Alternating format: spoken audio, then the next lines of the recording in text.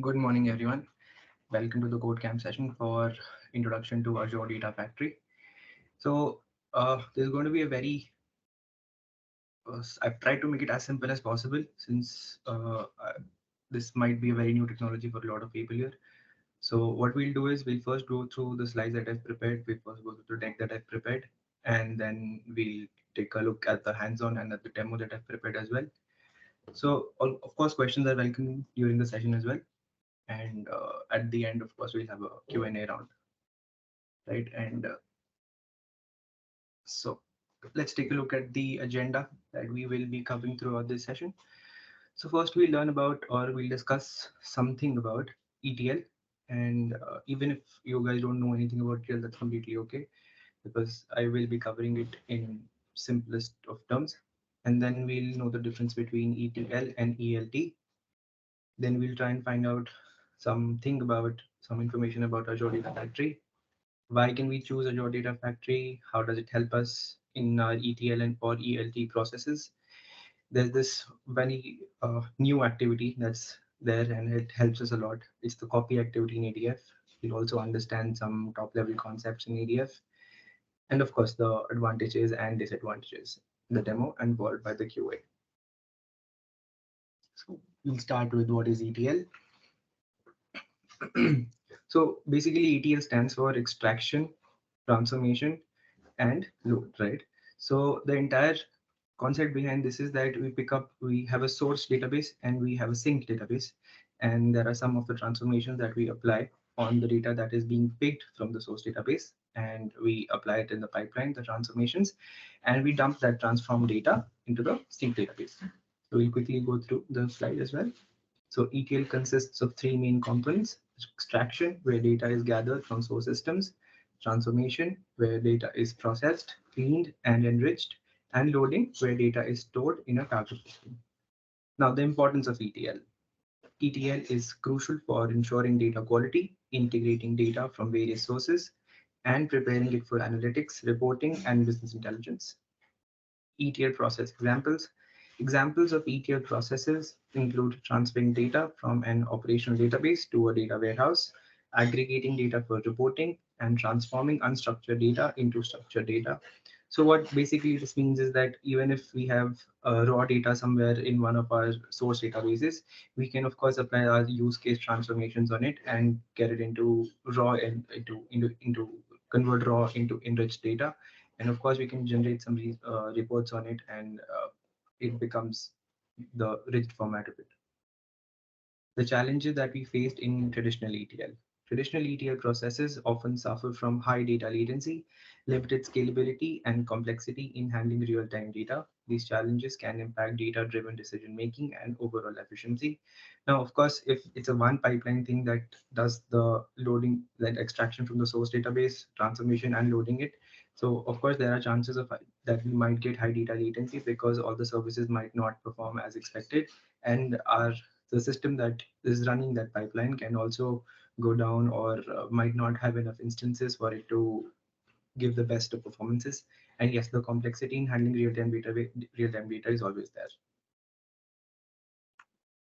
So now, difference between ETL and ELT.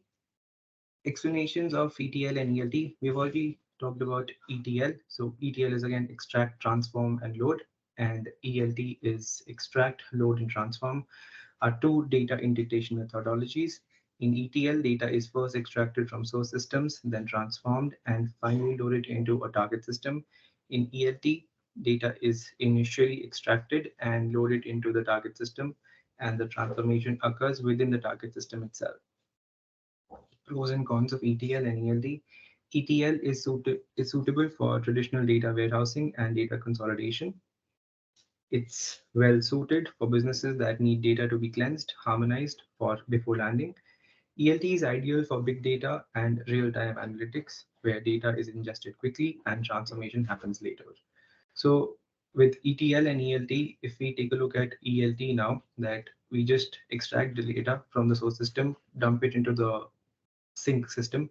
And then once we have the raw data in the sync system as well, then we can perform all sorts of transformation and not just one iteration of it.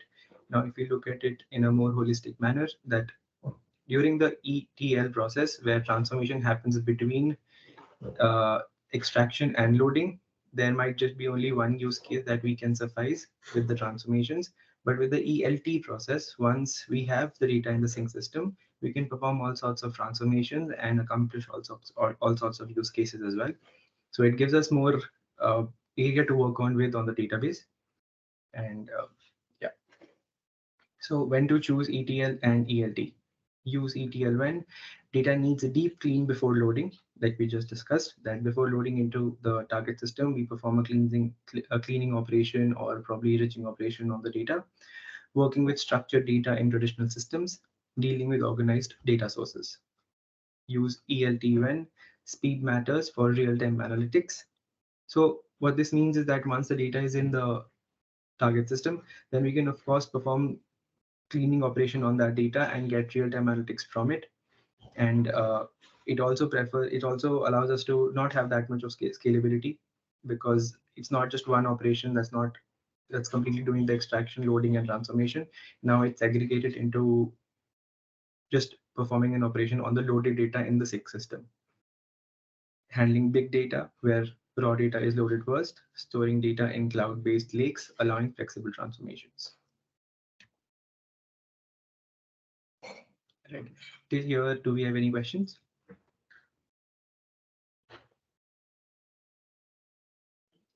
Okay, I will take that as a no.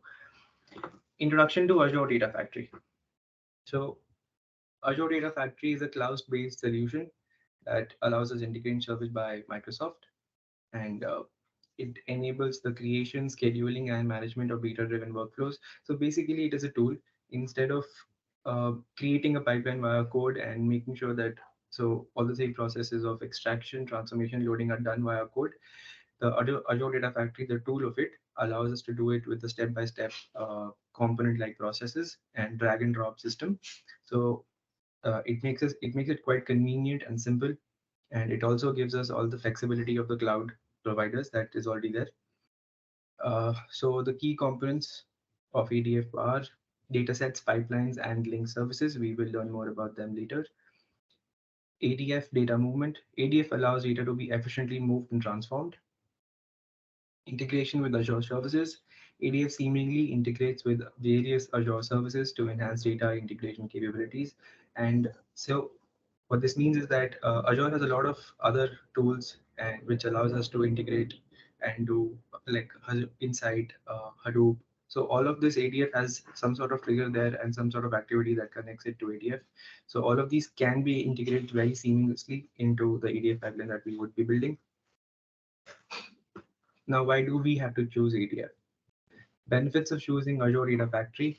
ADF offers scalability, flexibility, and cost effectiveness, making it an attractive choice for organizations. Like we just discussed, it's a drag and drop system, so it's quite easy to understand where and how to do things in it.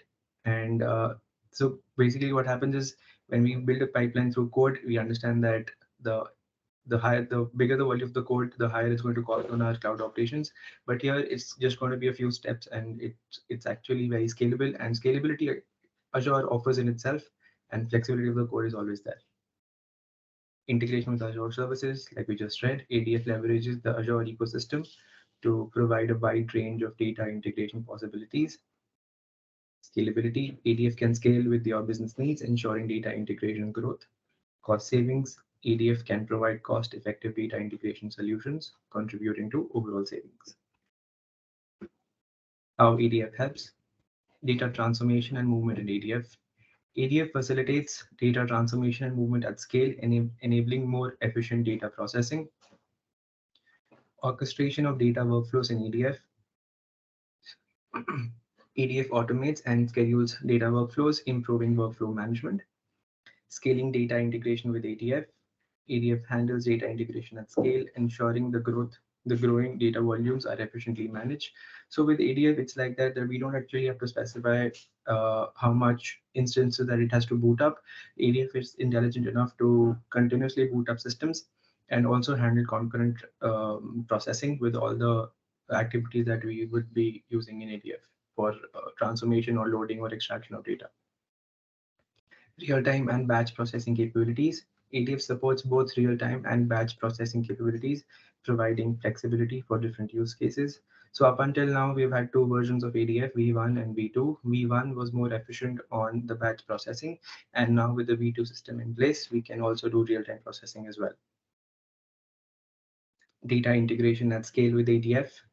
ADF is designed to handle large volumes of data efficiently, reducing bottlenecks and delays in data integration. Basically, what bottlenecks is mean that we have a high volume of data, but the processing of that data is done by very fewer instances. So like I just said, that we don't actually need to tell ADF to continue to boot up instances if the volume of the data increases.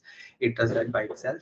And of course, the concurrent programming, it also handles that concurrent processing, and it delays the data integration.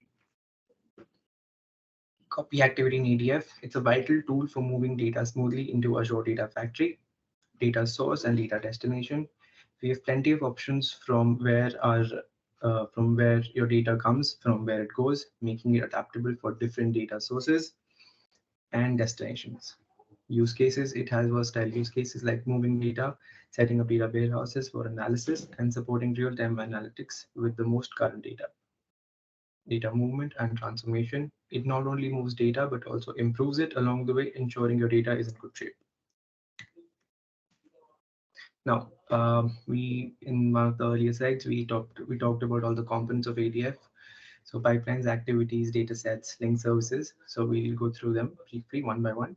So pipelines are a sequence of data-driven activities that define the workflow in Azure Data Factory. They allow you to specify the order and dependencies of various data processing tasks.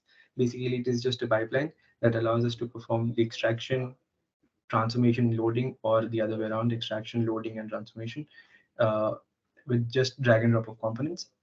Activities. Activities are individual tasks or operations within a pipeline. They can encompass various data integration actions like data movement, data transformation, and data analysis. Data analysis, we can take help of all the Azure ecosystem that's there, Insights, Hadoop, everything. There's a Spark, we can use that for data analysis. Data sets. Data sets represent your data structures. They define the format and structure of your data, whether it's a file, table, or other data source. Data sets are used as inputs and outputs for activities. Link services. Link services are connection configurations that allow Azure Data Factory to interact with external data sources and destinations.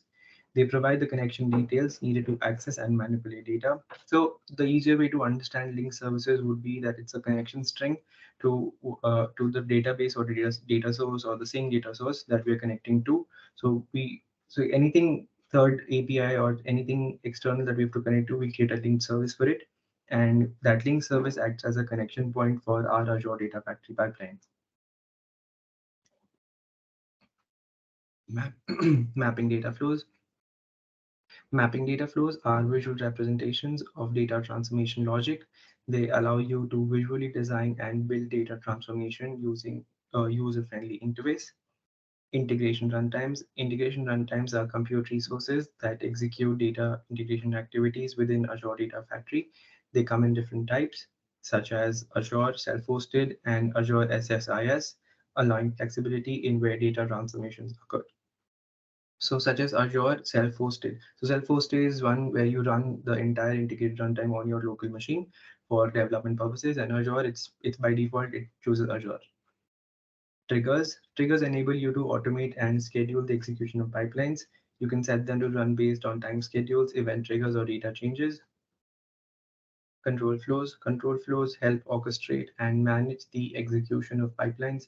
They allow you to define conditional and iterative logic within your workflows, providing control over how data moves and transforms.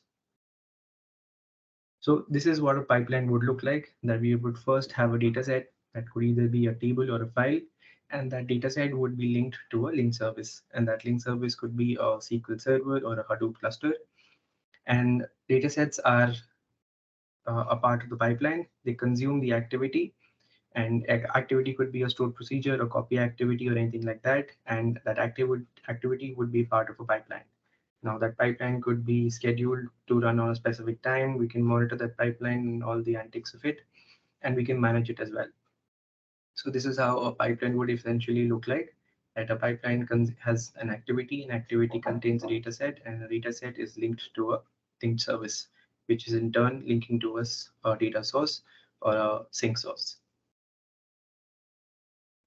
Now, the advantages of Azure Data Factory: scalability. ADF can scale with your data integration needs, handling both small and large scale data operations. Integration with Azure services. It seamlessly integrates with various Azure services, making it an ideal choice within the Azure ecosystem. Cost effective.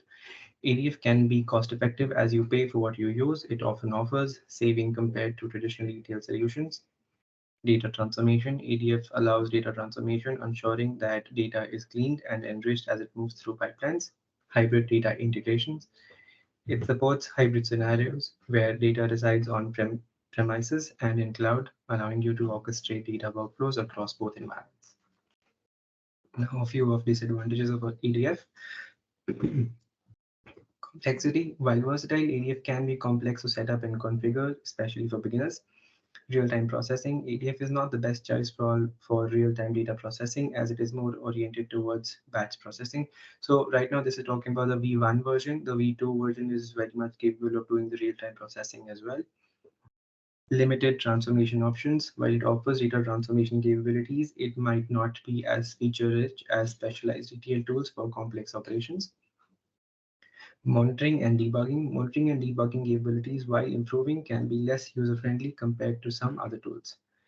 Limited for non-Azure data sources. EDF's primary strength is with Azure services. It may not be as efficient when dealing with non-Azure data sources.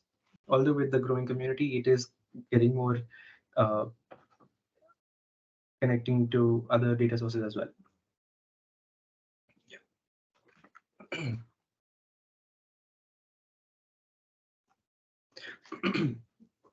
So let's go through the demo once. So I've created a pipeline already, which is just a copy data activity.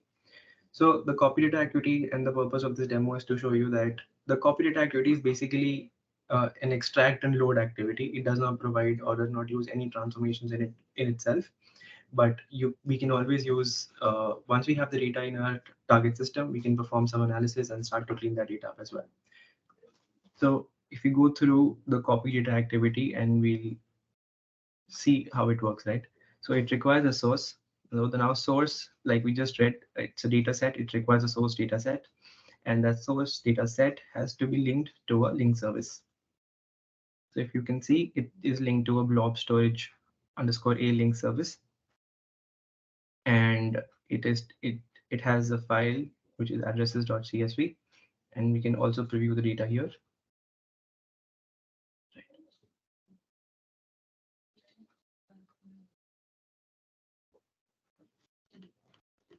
Okay, so we have a data and it shows up. So all this is it makes the tool uses the tool very effective when we can see all the data that we already have in the storage. And the sync activity. So Zono sync also requires a data set, and again, a data set would be connected to a new link service with it. And of course, you can provide the name of the file as well.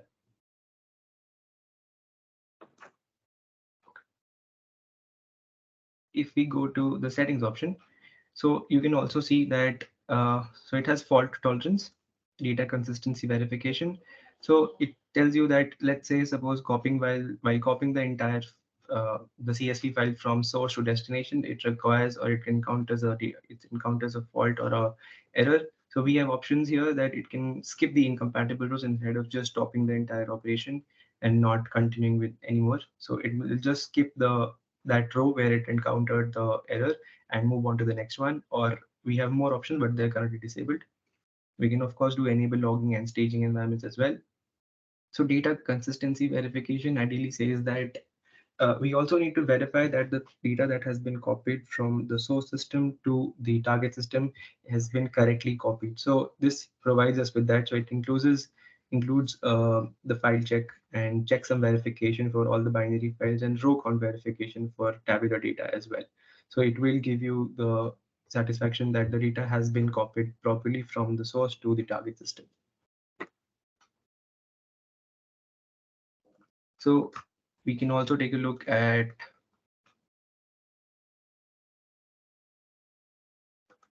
how a link service can be created. So let's suppose we need to create a new data set. We will select the storage option here. Limited stands for CSV.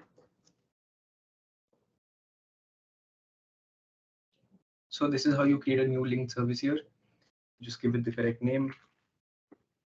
And we were talking about the runtime integration. So as a default, it picks up the Azure runtime integration as well. But we can also use to create the self-hosted one that would run on the local system. One of the best practices that is advised to use here is to always use Azure Key Vault.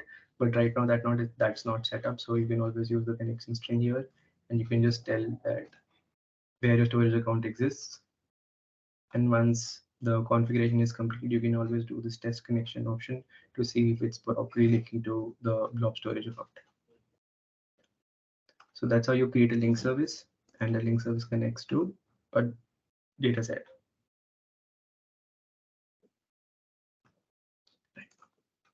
So if we go here, we see that so we have a storage account, and we have containers, and tag containers. We have two folders, source and destination.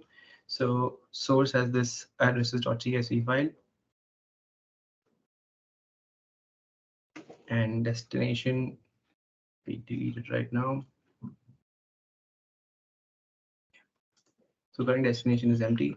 So what we'll do is we'll run this pipeline, this copy data activity, and then we'll see if that addresses file goes into the destination, right? So first we'll validate it. We'll see if there are errors or not, and then we'll debug it.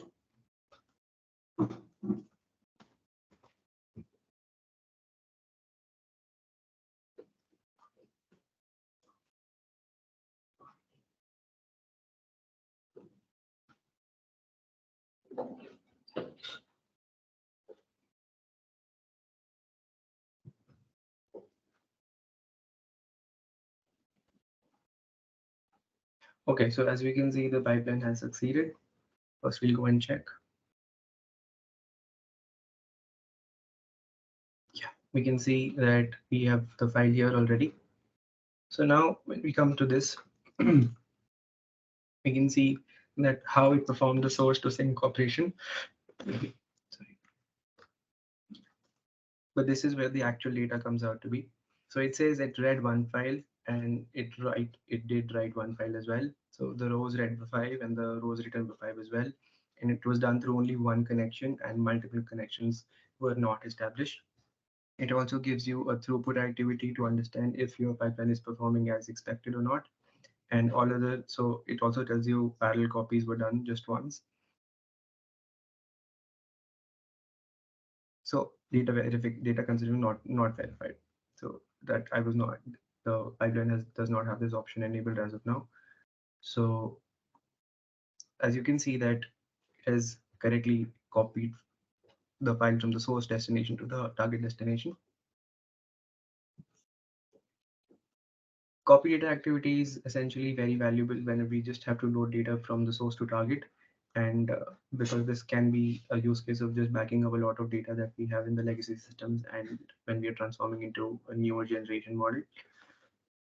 But this does, so the copy data activity has no options for transforming data while copying and writing it. So what for that we can do is we can go to the data flows, right? And we can create a new data flow. So essentially what this is, it's just going to break down the copy data activity into separate components. So we just added same data source here, and we select the data set.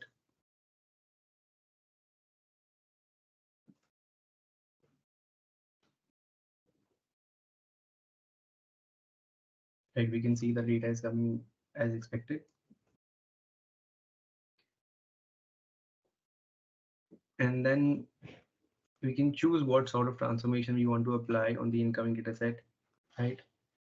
We can filter it according to the column names or some values in the column. We can sort it according to a column name or some values in the column again, and stringify it.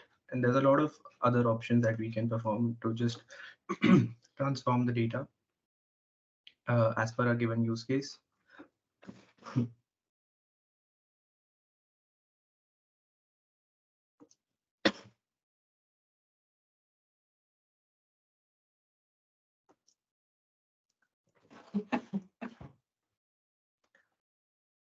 Sorry about that. And again, we can dump it into the same database.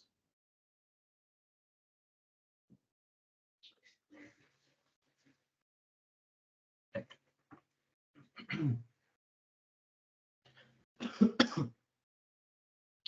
There's one more thing that I'd like to show here is the use of triggers. Manage triggers. Create triggers. Okay, so we have a couple of types of triggers here. The schedule trigger, the tumbling window, storage events, custom events. So schedule trigger is basically just a trigger that runs on a given scheduled parameter. So if you want to run a pipeline maybe 24 hours or every 30 hours or every 12 hours a day, so we can do that using a scheduled window trigger. And let's say the tumbling window trigger would help you to run a pipeline every 15 minutes, every 20 minutes. And storage events is when we load some data into a storage event, and as soon as the data is loaded, the pipeline should get triggered.